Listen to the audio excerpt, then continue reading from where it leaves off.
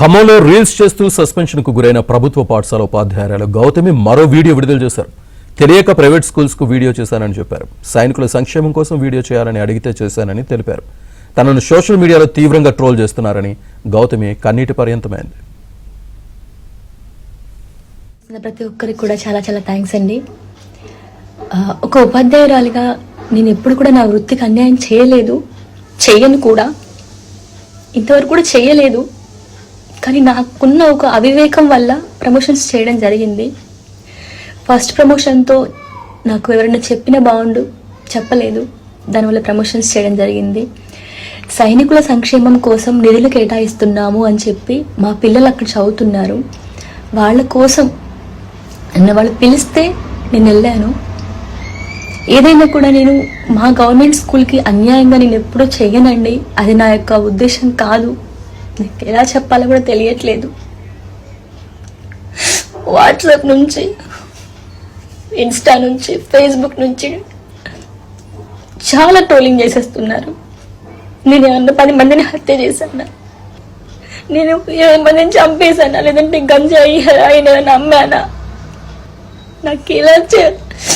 నాకు ఇవన్నీతోటి సూసైడ్ చేసుకోవాలనిపిస్తుంది. అనొచ్చు,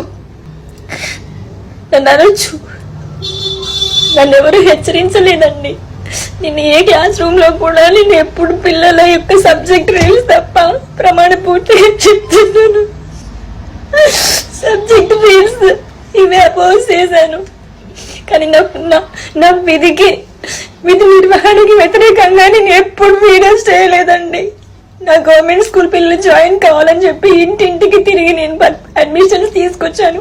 మా స్కూల్లో, గవర్నమెంట్ స్కూల్లో 6th and 7th క్లాసెస్లో మీరు ప్రతి ఒక్క పిల్లవాడిని అడగండి, నేను ఎప్పుడన్నా పాటలు పాడానా, వాళ్ళకి పాటలు నేర్పిస్తాను, ఆటలు నేర్పిస్తాను, గవర్నమెంట్ స్కూల్స్కి బుక్స్ డొనేట్ చేశాను. నా ఫ్రీ టైంలో నేను వాళ్ళకి యూట్యూబ్ వీడియోస్ టీచ్ చేశాను. నేను ఇంకా ఎలా చెప్పాలండి, నోటికి ఏదొస్తే అది రాసేశారు.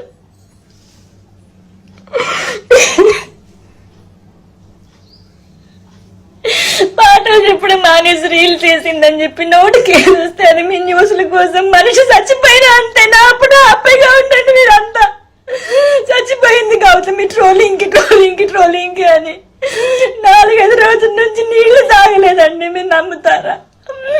ఇప్పుడు ఏది చెయ్యొచ్చో లేదో కూడా నాకు తెలియదు. బీపీ డౌన్ అయిపోయి నాకు మైండ్ పని చేయట్లేదు.